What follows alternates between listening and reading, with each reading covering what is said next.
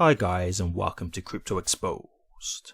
Okay, let's get you updated with the weekly goings on with XRP and HBAR. So we start off with XRP, and we have the XRP and Swift integration, which is absolute nonsense. So XRP validator vet had recently said that you should block any influencers who are talking about XRP being integrated with Swift.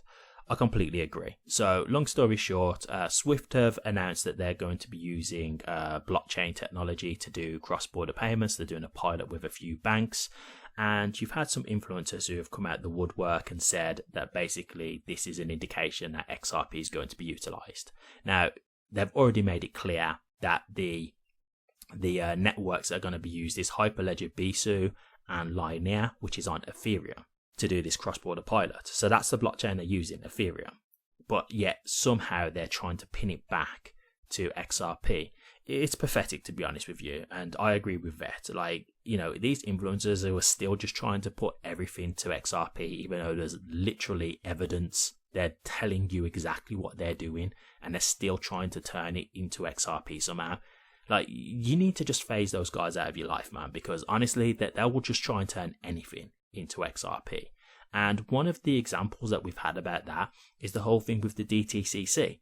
Like, everybody was talking about how the DTCC was going to go to XRP, but who did it end up going to? It went to XLM, Stellar. So look, these guys will tell you anything. Like, even when they're literally telling you, like, oh yes, you know, we're going to use Stellar or we're going to use Ethereum, they will still try and somehow pin it back to XRP because they're just desperate to keep the gravy train going. They're grifters. That's just what it is. They're just trying to use you guys to make money. So they still keep trying to put it back to XRP because it breaks their content, right? Like, if you're starting to see things where XRP isn't being adopted the way they talk and the way they make these conspiracies out to be, it shatters the illusion of what they're trying to do and the way they're trying to get people to keep viewing them so they can keep making money. Like, that's just all it is. So I've broke it down more in the video, so obviously feel free to watch that because it's a bit more in depth. Okay, moving on, we've then got Andre Jick, who has talked about essentially the XRP $10,000 theory, but he's done it with gold. So I found this really interesting. He's released a video recently, and I think it's called, if I remember rightly, it's China is preparing for $38,000 gold. And I'm not going to go into the whole weeds of it. Again, I've done the full video where I discuss it in depth, but long story short, he's talking about gold going up to $38,000 so it can be used as like a neutral asset for global settlement.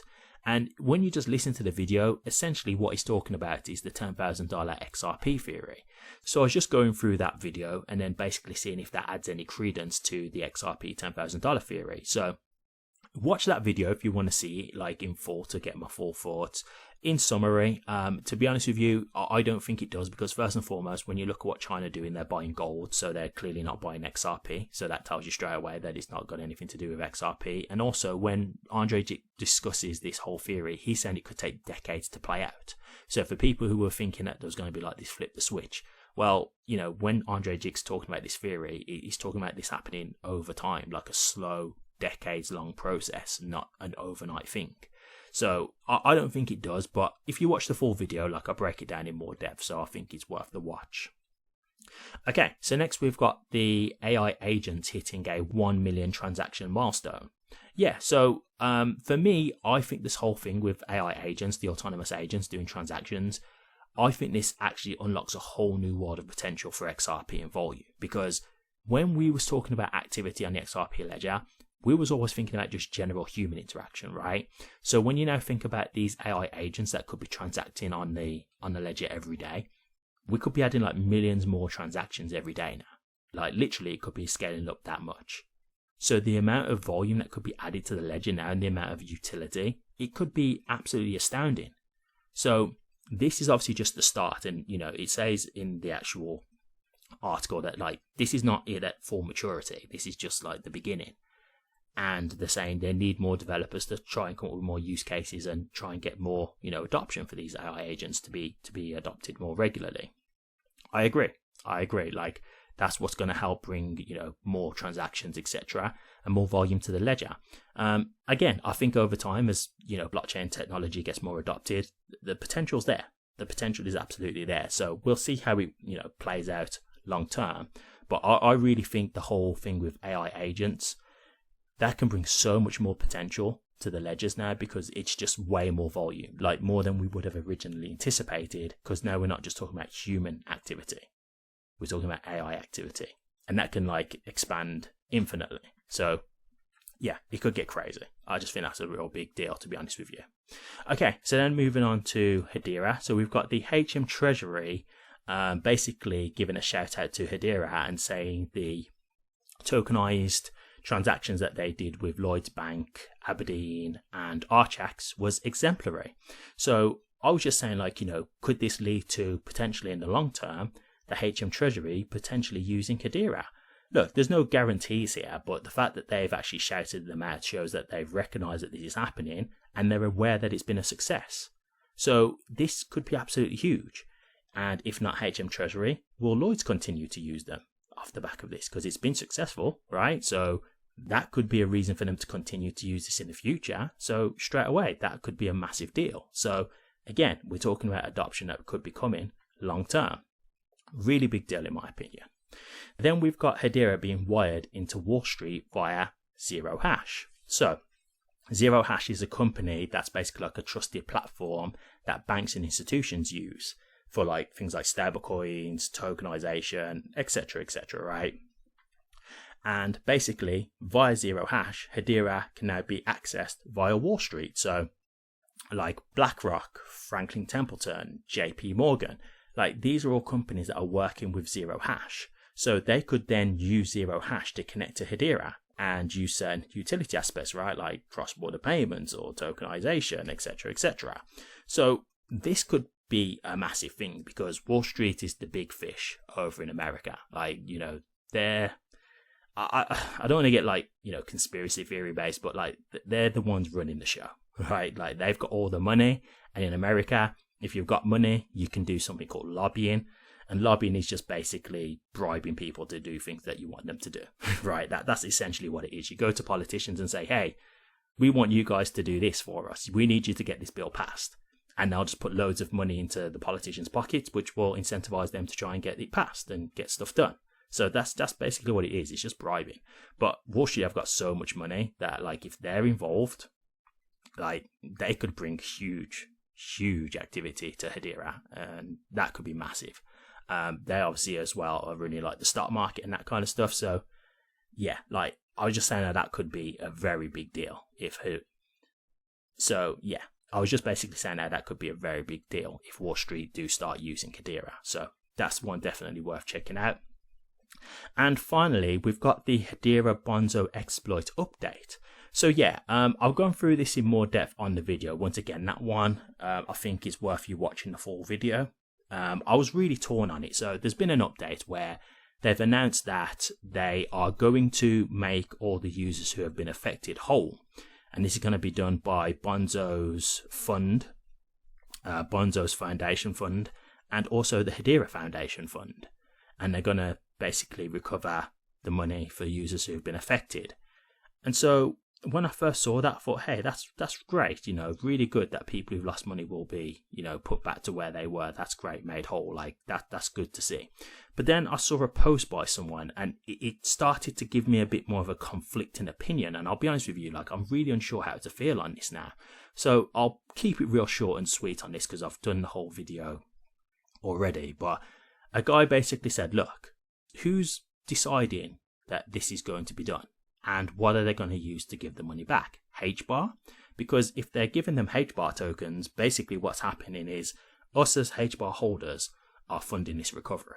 That's essentially what's happening. We're paying for it. And so he was talking about this company, similar company to Bonso, that had an exploit back in 2025.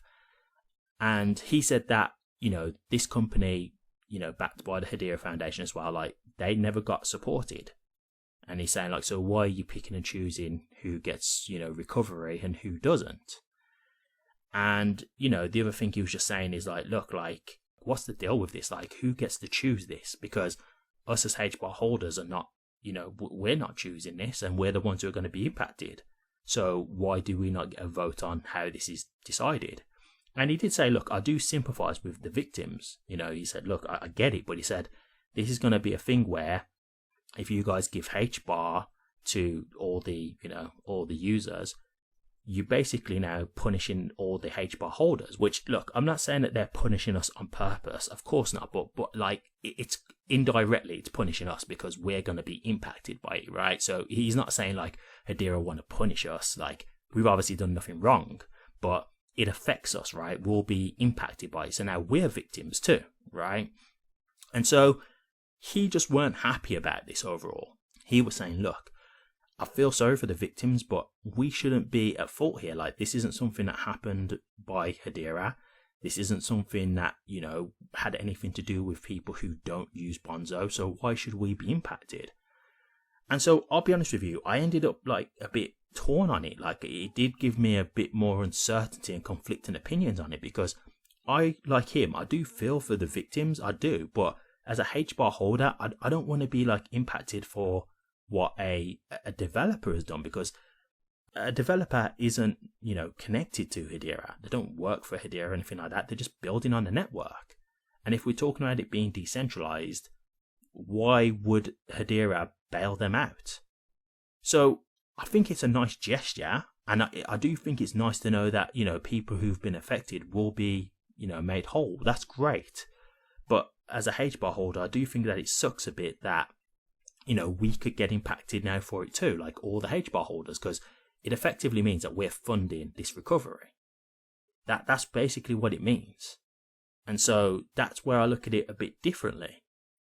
So I really don't know, like, this is one of those ones that I just wanted to hear people's thoughts on it, because I'll be honest with you, I don't have an answer for this. Like this is really more just an opinion thing, but I just thought it was something that was worth having a conversation for, because I really think it's a difficult topic. Like, I'm so 50-50 on it. Like, I really don't know how to feel. Part of me is happy for the victims, but then it indirectly makes me a victim now, because I'll be impacted by it. And that's what I don't like, right? Because I'm personally not someone who's used Bonso, but yeah, I'm going to be impacted by an exploit that was on a platform that I've never even used. Like, it's so hard, because I just don't know how to feel on it. I'm so conflicted with it. So yeah, if you want to check out the full video, I've discussed it more in depth there, but I'll be interested to hear people's thoughts on that one, because I do think that one's such a complicated topic. It really is. And I don't think there's a right or wrong answer, to be honest with you. It's just a conversation, because as HBAR holders, we're all going to be affected by it. So it's not a thing to be like, who's right or who's wrong. It's just, what do you guys think? Because we're all in this together. We're all HBAR holders. So what do you guys think? So obviously check that out if you want to hear my full thoughts on it, and if you want to add to the conversation. Okay, that's it. You're all up to date. If you did like this video, please remember to like, comment and subscribe so you can be updated for future XRP and HBAR content. And don't forget to hit the notification bell so you can be alerted on when I do drop a new video. Thank you very much for watching this, and I'll see you all on the next one.